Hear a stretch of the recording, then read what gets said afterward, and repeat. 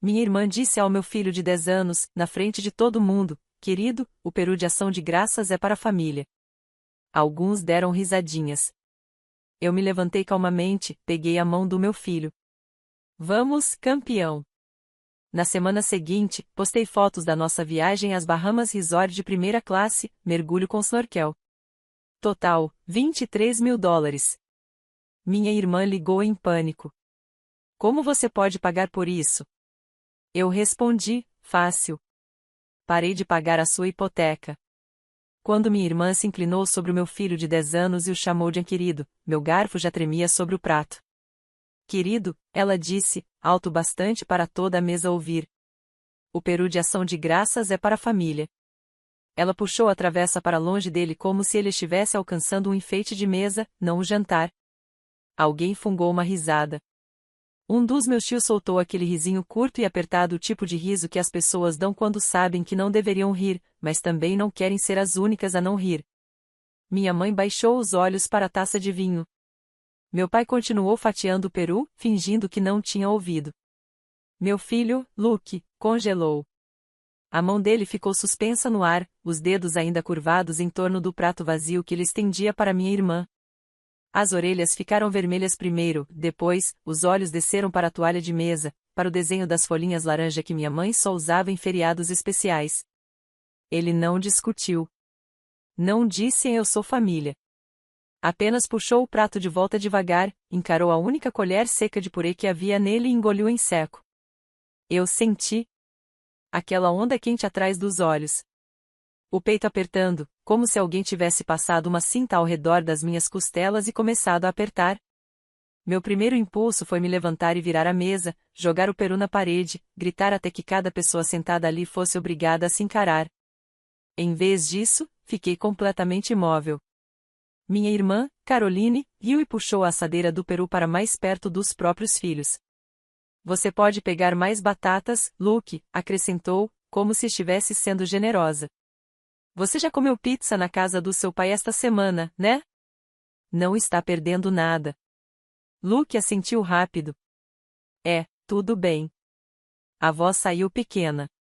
Pequena demais para um menino de 10 anos. Olhei ao redor da mesa, esperando que alguém, qualquer pessoa, dissesse alguma coisa. Minha mãe pigarreou. Caroline, só a Caroline a cortou com um sorriso aberto e quebradiço. Relaxa, mãe. É só uma brincadeira. Ele sabe que a gente ama ele. Essa palavra, brincadeira, fez aquela coisa estranha que sempre faz na minha família, pega algo cruel e tenta borrifar perfume por cima. As pessoas se remexeram nas cadeiras. Alguém tilintou o copo. A conversa voltou a andar aos trancos, como se nada tivesse acontecido. Mas tinha acontecido. Luke ficou encarando o prato como se levantasse os olhos e encontrasse os meus, eu tornaria tudo real dizendo alguma coisa. Empurrei a cadeira para trás. O som arranhou alto contra o piso. Ei, campeão, eu disse, de pé, com a voz mais calma do que eu me sentia. Pega o seu moletom. Ele piscou rápido. A gente vai embora. Estendi a mão para ele. Minha palma estava suando. Vamos. Ninguém disse uma palavra no começo. Então meu pai finalmente levantou os olhos, a faca do peru ainda suspensa no araçã. Qual é? A gente acabou de sentar. Eu não olhei para ele. Luke, repeti. Moletom. Minha irmã riu aquele som curto e afiado que eu conheço há anos, de quando eu sempre fui o alvo. Você vai mesmo embora por causa de peru? Apertei a mão do Luke. A gente está indo embora porque eu não deixo ninguém falar com o meu filho desse jeito. A cadeira do Luke arranhou o chão quando ele se levantou. Ele não olhou para ninguém. Manteve os olhos fixos nas nossas mãos entrelaçadas, como se aquilo fosse a única coisa sólida na sala. Eu o conduzi para fora, passando pelo buffet, pelas fotos de família emolduradas na parede, onde ele só aparecia em uma, cortado pela metade, na beirada. O cheiro de peru assado e de velas de canela nos seguiu pelo corredor. Ninguém tentou nos parar. Abri a porta da frente, o ar frio de novembro batendo no meu rosto como um tapa que eu realmente precisava, e pisei na varanda com meu filho. Atrás de nós, as risadas começaram de novo. Meu nome é Samuel, tenho 37 anos, moro em Dallas, Texas.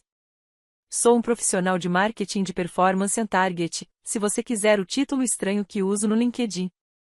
Eu crio anúncios no Meta e no Google, otimizo funis, fico encarando painéis até os números começarem a aparecer pessoas. Também sou pai solo. O Luke tem 10 anos. Ele gosta de documentários sobre o espaço, Minecraft e de mergulhar nuggets de frango no mel em vez de molho, porque isso faz ele se sentir chique. Na maioria das semanas, somos só nós dois numa casa geminada de 2 quartos, com escadas que rangem e estacionamento horrível, mas com uma luz ótima no quarto dele para fazer lição e montar Lego. A mãe dele, minha ex, se mudou para Denver há 2 anos. Eles passam fins de semana prolongados e os verões juntos. Não é perfeito, mas é tranquilo e tranquilidade é algo que aprendi a não tomar como garantido. Minha família, por outro lado, não é tranquila. Caroline é minha irmã mais velha, 3 anos a mais, casada, 3 filhos, mora no mesmo subúrbio que nossos pais. Ela largou o emprego quando o mais velho nasceu e nunca voltou. O marido dela, Todd, trabalha na construção quando tem serviço, o que, aparentemente, acontece cada vez menos, se você perguntar a eles. Eu ganho bem. Fiz 6 dígitos no ano passado, graças a um cliente de e-commerce que explodiu no TikTok e a alguns contratos fixos que mantenho desde antes da pandemia. Não sou rico de verdade, mas estou confortável.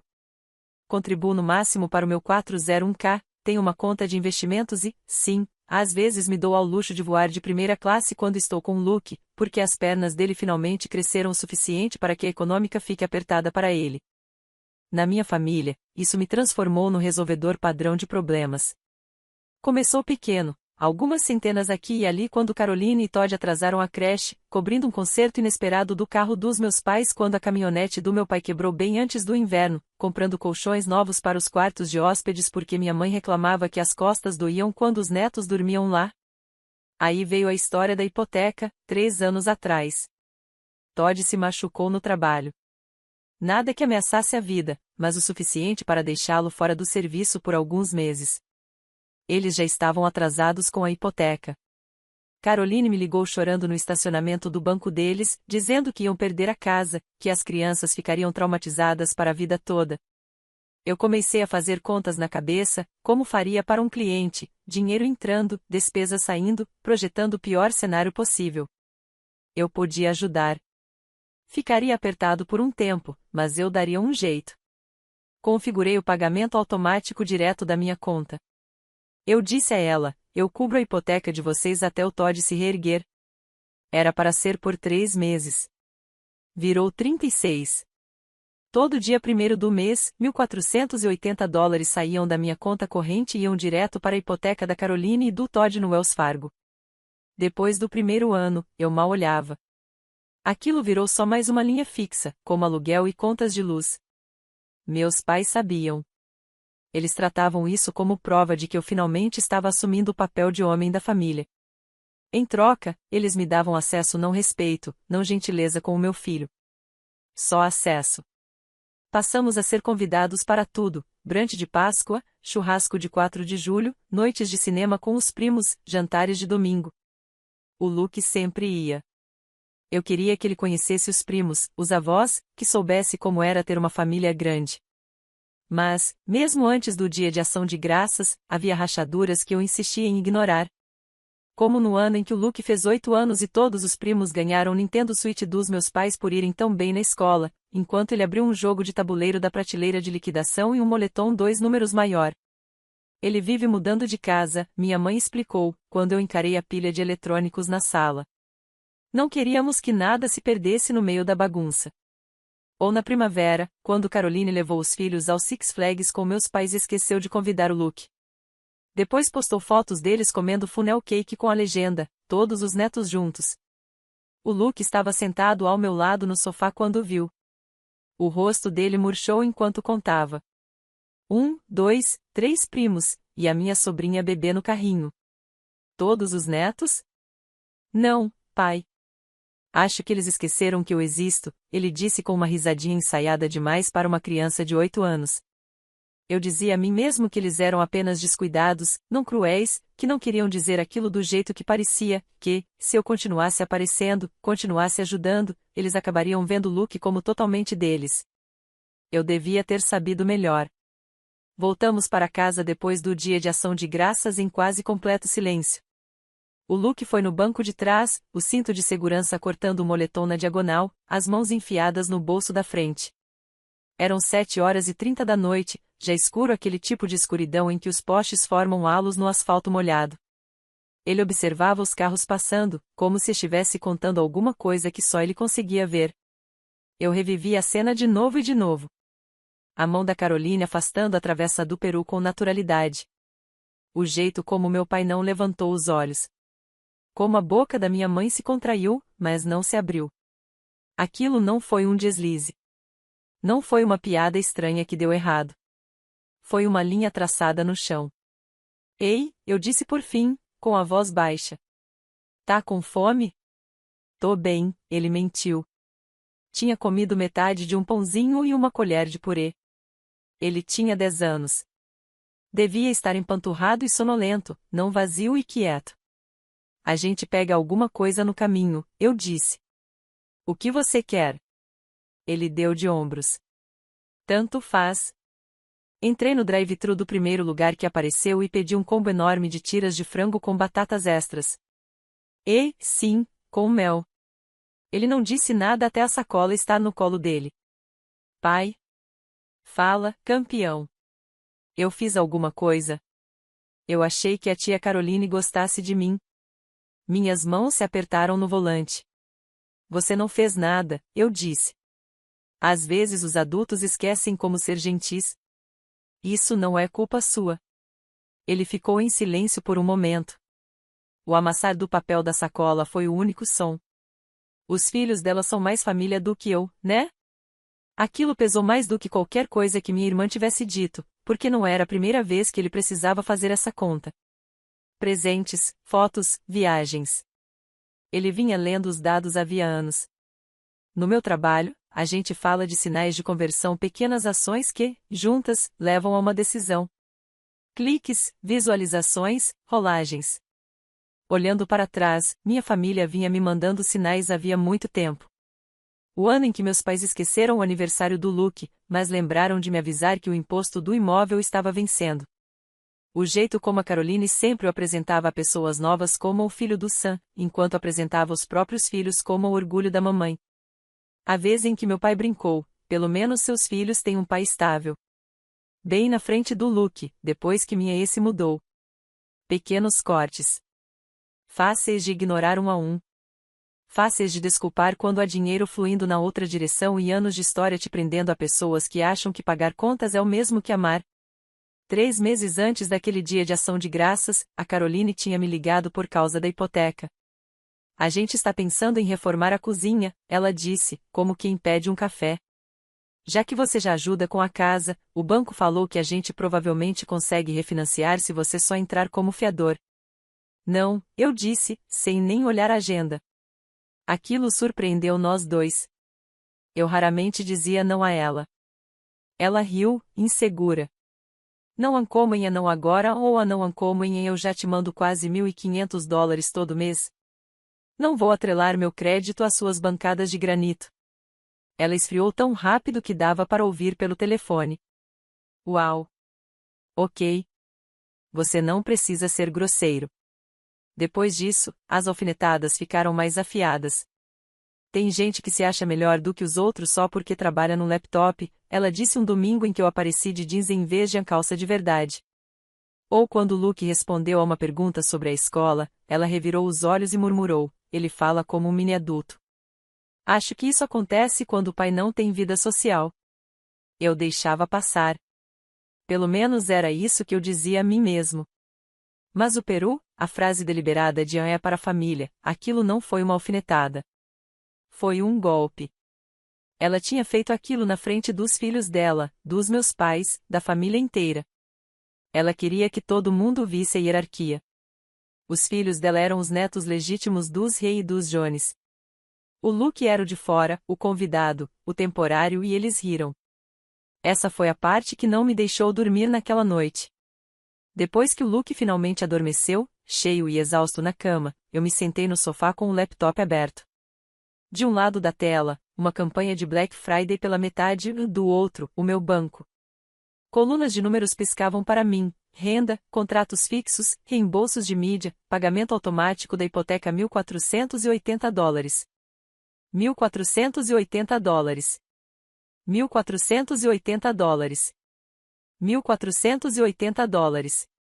36 linhas em uma coluna vertical organizada, voltando 3 anos no tempo, todas acompanhadas daquele só até o Todd voltar a trabalhar. A gente já está quase em dia, você está salvando a gente, irmãozinho. Rolei até a sessão de pagamentos agendados e vi: próximo pagamento, 1º de dezembro, $1.480 hipoteca Caroline e Todd Wells Fargo, débito automático. O cursor ficou parado sobre o botão editar. Aquilo não era sobre o peru. Não era sobre um prato. Era sobre o fato de que eu vinha bancando o teto sobre a cabeça de pessoas que tinham acabado de dizer, em voz alta, para o meu filho, que ele não pertencia debaixo daquele teto. Eles ficavam felizes em aceitar o meu dinheiro. Só nunca aceitaram o meu filho. Cliquei em editar. Depois cliquei em cancelar pagamento recorrente. Uma caixa de confirmação apareceu. Tem certeza de que deseja cancelar este pagamento automático? Fiquei ali ouvindo o zumbido da geladeira e o barulho suave do ventilador no quarto do Luke, no fim do corredor. Meu coração batia mais forte do que antes de lançar uma grande campanha. Sim, sussurrei, e cliquei em confirmar. O e-mail de cancelamento chegou na minha caixa de entrada às 23h47. Seu pagamento recorrente para a hipoteca de Caroline e Todd no Wells Fargo foi cancelado. Por 3 minutos, eu só encarei a tela. Depois, por hábito, abri a planilha que uso para controlar minhas finanças pessoais. Cada cliente tinha sua própria aba. Cada mês, sua própria planilha. Parecia qualquer dashboard que eu monto no trabalho. Só que esse era a minha vida. Linha por linha, apaguei a hipoteca Caroline $1.480 dos próximos 12 meses e observei o saldo projetado se ajustar. Eu não estava cortando ajuda no acesso de raiva por mensagem. Não estava fazendo ameaças que não pretendia cumprir. Eu estava fazendo o que sei fazer melhor, ajustando o orçamento e deixando os números contarem a história. O dinheiro extra por mês parecia grande maior do que eu me permitirá enxergar enquanto estava no modo automático de resolver tudo. Criei uma nova linha, experiências com Luke $1.200 por mês. Não todo $1.480. Eu ainda tinha metas de poupança, aposentadoria, emergências. Mas $1.200 por mês separados só para nós dois mudava tudo. Abri outra aba, voos. Mais cedo naquele dia eu tinha visto um anúncio. Ironicamente, de um dos meus próprios clientes, uma campanha de retargeting de um resort nas Bahamas, com aquela imagem absurdamente perfeita de um pai e um filho fazendo snorkel sobre peixes coloridos. O Luke tinha pausado a TV para olhar. Isso parece falso, ele disse, meio desconfiado. A água é azul demais. É real, eu falei. Alguns lugares são mesmo assim. Pesquisei pacotes para dezembro. Os preços saltavam conforme eu mudava as datas. Filtrei por voos diretos, depois por andar para fazer isso sem explodir minha aposentadoria? E lá estava, uma viagem de 7 dias, saindo na sexta seguinte. 2 passagens de primeira classe, Dallas-Nassau, sem escalas, $8.900. Suíte no resort all-inclusive com parque aquático e clube infantil, $9.600. Traslados do aeroporto, passeio de snorkel, aquela coisa dos golfinhos que o Luke já tinha pedido uma vez, cerca de $2.500 no total. Comida fora do resort, gorjetas, lembrancinhas aleatórias. Separei mais $2.000. Total aproximado, $23.000. $23.000. Ou, dito de outro jeito, cerca de 15 meses da hipoteca de outra pessoa. Meu polegar pairou sobre o trackpad. Eu mal sinto quando autorizo $50.000 por mês em verba de anúncios para clientes. Mas gastar $23.000 comigo e com meu filho, aquilo parecia enorme. Então eu imaginei o Luke naquela mesa, encolhendo dentro do moletom enquanto minha irmã afastava o peru e ria. Pensei nos anos de exclusão silenciosa, nos presentes menores, nos convites que não vinham, nas fotos em que ele aparecia cortado ou simplesmente esquecido. E pensei, se eu consigo jogar dinheiro em gente que nem sequer alimenta meu filho, eu posso muito bem gastar dinheiro numa semana em que ele seja o centro do universo. Os dados do meu cartão já estavam preenchidos automaticamente. Cliquei em reservar. A confirmação chegou no meu e-mail um segundo depois. Não contei ao Luke naquela noite. Queria ver o rosto dele de manhã, quando não estivesse cansado nem sensível demais. Ele entrou arrastando os pés na cozinha às 8 horas, o cabelo todo espetado, o pijama de Star Wars um pouco curto demais nos tornozelos. Bom dia, eu disse, deslizando um prato de panquecas pelo balcão. Tenho uma pergunta para você, ele bocejou. Tá. Se você pudesse ir para qualquer lugar comigo por uma semana sem escola, sem trabalho, sem família, para onde iria? Ele piscou, os olhos ficando atentos enquanto a ideia assentava. Qualquer lugar. Qualquer lugar. Ele pensou por uns 3 segundos. Aquele lugar da água azul do comercial, onde eles estavam nadando com os peixes amarelos. Eu sorri. Boa escolha. Virei o laptop na direção dele, com a confirmação da reserva aberta na tela, porque eu meio que já tinha feito isso. Os olhos dele se arregalaram. Espera, é sério? Sério mesmo? É sério. A gente sai na sexta depois da escola. Você vai faltar alguns dias na semana que vem, mas eu já mandei e-mail para sua professora. A boca dele ficou aberta. Isso está mesmo acontecendo? Tá acontecendo, campeão. Ele se jogou ao redor do balcão e me abraçou tão forte que eu quase derrubei o café. Pela primeira vez em muito tempo, o dinheiro que eu estava gastando parecia exatamente certo. Eu não liguei para minha família. Não mandei mensagem dramática em grupo. Só segui com a semana, trabalhei nas campanhas, arrumei as malas, conferi se o Luke tinha bermudas de banho suficientes que realmente servissem. A única coisa que fiz além de reservar a viagem e cancelar o pagamento da hipoteca foi mover as notificações de contato dos meus pais para uma pasta separada chamada Ruído, para não ver as mensagens pipocarem por acidente. Viajamos na sexta à tarde.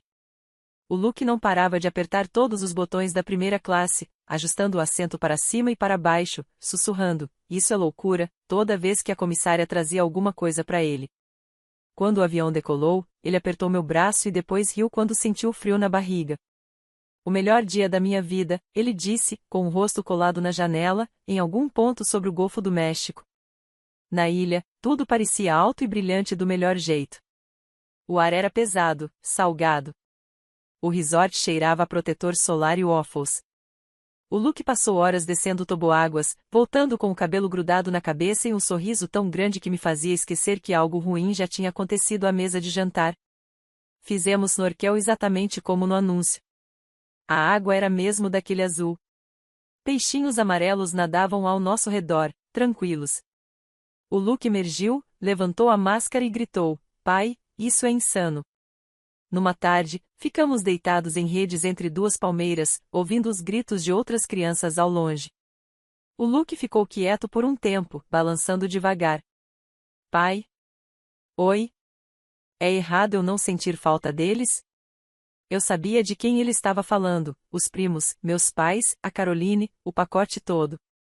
Não, eu disse, olhando para as folhas acima de nós. Não é errado. Só significa que você está se divertindo onde realmente é querido. Ele assentiu devagar, como quem guarda aquilo para depois. Voltamos para casa no sábado seguinte, queimados de sol e cansados daquele jeito limpo e satisfeito. No domingo, postei as fotos nem por vingança no começo, só por orgulho. Uma do Luke com o equipamento de snorkel, fazendo sinal de positivo. Outra do nosso quarto bagunçado, com bandejas do serviço de quarto e toalhas molhadas. A asa do avião vista dos nossos assentos de primeira classe, com a mão do Luke no enquadramento apertando o botão de reclinar. Legenda: gratidão teve um significado diferente este ano. A ligação veio 12 minutos depois. Caroline. Deixei tocar uma vez, duas, depois atendi. Que diabos é isso, Sam? Ela disparou. Não. Nada de oi. Nada de como foi a viagem. Como você pode pagar por isso? Primeira classe. Uma semana inteira nas Bahamas. O quê? Ganhou na loteria? Encostei no balcão da cozinha, ainda descalço, um restinho de areia sob os calcanhares. Oi, Caroline, eu disse, bom ouvir sua voz. Estou falando sério, ela disse. O Todd acabou de ver sua postagem e está surtando. Você está escondendo o dinheiro da gente? De onde isso saiu? A gente mal conseguiu pagar a hipoteca este mês. Lá estava. A expectativa embutida em cada palavra, o seu dinheiro é nosso assunto. Não é complicado, eu disse. Eu parei de pagar a sua hipoteca. Silêncio. Um silêncio de verdade. Eu ouvi a TV baixa ao fundo do lado dela e o clique da minha própria geladeira ligando, mas nada dela. Você o quê? Cancelei o débito automático, eu disse. Semana passada. Esse dinheiro agora vai para o meu filho. Sabe, aquele a quem você se recusou a servir peru. A respiração dela saiu curta e dura. Você não pode simplesmente parar, Sam. A gente montou nosso orçamento em cima disso. Isso não é problema meu. Você está brincando comigo? A voz dela ficou aguda, fina. A gente vai perder a casa. As crianças vão o quê? Eu cortei, a voz ainda calma. Ter que morar no lugar que os próprios pais conseguem pagar. Eu carreguei a hipoteca de vocês por 3 anos, Caroline. E, em todo esse tempo, você nunca olhou para o Luke como se ele pertencesse. Isso não é verdade, ela rebateu. Eu amo o Luke. Você está sendo dramático por causa de uma brincadeira. Você envergonhou a família inteira saindo daquele jeito. A mamãe está chorando a semana toda. A mamãe pode chorar, eu disse. Ela também pode cozinhar algo além de batatas se quiser que meu filho coma. Mas eu terminei de pagar para sentar numa mesa onde ele é tratado como convidado. Você não pode fazer isso, ela disse de novo. Mas havia outra coisa ali agora, por baixo, pânico. A gente já está atrasado. Se você sair agora, eles vão executar a hipoteca. Pense nas crianças. Eu disse. Estou pensando no meu. Sam, eu não sou o seu banco de reserva, Caroline, eu falei baixo. Vocês estão fora das minhas contas. Vocês vão dar um jeito. Desliguei antes que ela pudesse me chamar de egoísta. As consequências começaram antes mesmo de eu largar o telefone. Caroline inundou minhas mensagens. Eu estava punindo os filhos dela, abusando financeiramente deles e, aparentemente, minha nova namorada tinha envenenado minha cabeça. Eu nem tenho namorada, mas, se tivesse, ela provavelmente teria me mandado correr. Depois, minha mãe ligou. Deixei cair na caixa postal. Sammy, a gente precisa conversar. A Caroline está histérica. O banco está ligando. Você não pode simplesmente cortar o apoio assim. Nós somos família. Família soava diferente agora. Respondi por mensagem, em vez de ligar, eu não vou bancar uma família da qual meu filho não faz parte. Ela respondeu na hora. Eu estava exagerando. Ninguém tinha dito que o Luke não era família. Caroline só tinha feito um comentário bobo. Não jogue fora anos de amor por causa de um peru. Olhei para o Luke no chão, montando uma nave de Lego. A pulseirinha de contas do resort ainda no pulso dele. Não é sobre o peru, escrevi de volta. É sobre 3 anos de vocês mostrando a ele que ele é de segunda categoria. Chega. Em seguida, silenciei a conversa. Meu pai mandou uma única mensagem: sua mãe está passando mal com isso. Eu te criei melhor do que usar dinheiro para controlar as pessoas. Respondi: vocês me criaram para pagar as contas de todo mundo e aceitar qualquer tratamento. Eu estou criando o Luke diferente. Ele nunca respondeu. Caroline passou para as fotos de culpa, avisos de atraso, crianças tristes no sofá, uma foto do banco. Espero que você esteja feliz. Quando ela escreveu, se a gente perder a casa, a culpa é sua, eu finalmente respondi, se vocês perderem a casa, é porque moraram numa que não podiam pagar e trataram quem bancava como um caixa eletrônico. Depois, bloqueei. Uma semana depois, minha prima Gena me escreveu. A mãe estava contando para todo mundo que eu tinha abandonado a Caroline, mas esquecia de mencionar a parte em que a Caroline disse ao Luke que ele não era família o bastante para o Peru. Por tudo, a Jenna escreveu, você fez a coisa certa. Eu não tinha percebido o quanto eu precisava que alguém daquela mesa dissesse que eu não estava louca. E o nível de ruído, eu perguntei. Aquela noite, enquanto colocava o Luke na cama, perguntei a ele, tá muito barulho? Ele franziu a testa. Que barulho? Nada, eu disse. Dorme. A casa estava de repente silenciosa, sem o telefone vibrando com emergências familiares. A Caroline não perdeu a casa. Minha mãe acabou admitindo que o banco tinha dado um jeito e que o Todd pegou turnos extras. Em outras palavras, eles se ajustaram como adultos. Não fomos convidados para o Natal. Doeu um pouco quando vi a foto dos pijamas combinando debaixo da árvore dos meus pais. Todos juntos como sempre. O Luke olhou a foto enquanto a gente fazia biscoitos. Eu gosto mais dos nossos pijamas, ele disse, levantando os dele, azul marinho com planetas. Eu também, eu percebi. E falei sério. No Thanksgiving seguinte, eu reservei uma cabana pequena à beira de um lago 2/4, uma lareira e um pier meio bambo. Mandei mensagem para Jenna chamando ela e a turma. Arrumamos a mesa com pratos todos diferentes. Acrescentei 2 cadeiras vazias na ponta. Essas são para quem? O Luke perguntou. Para pessoas que escolheram não estar aqui, eu disse. Elas podem ficar como cadeiras vazias. Ele assentiu e voltou a alinhar as fatias de cranberry em lata. Quando o peru ficou pronto, cortei o primeiro pedaço grande e coloquei no prato dele. Isso é para o coração da família. Ele riu. Frase estranha, pai. Você que me influenciou na escrita. Vou deixar passar. Mais tarde, empanturrado de torta, ele me entregou um papel dobrado, um desenho da mesa, eu, ele, os gêmeos da Jenna e 2 cadeiras vazias com pontos de interrogação. Em cima, ele tinha escrito, ação de graças é eu e o pai e pessoas que agem como família. Minha garganta ardeu.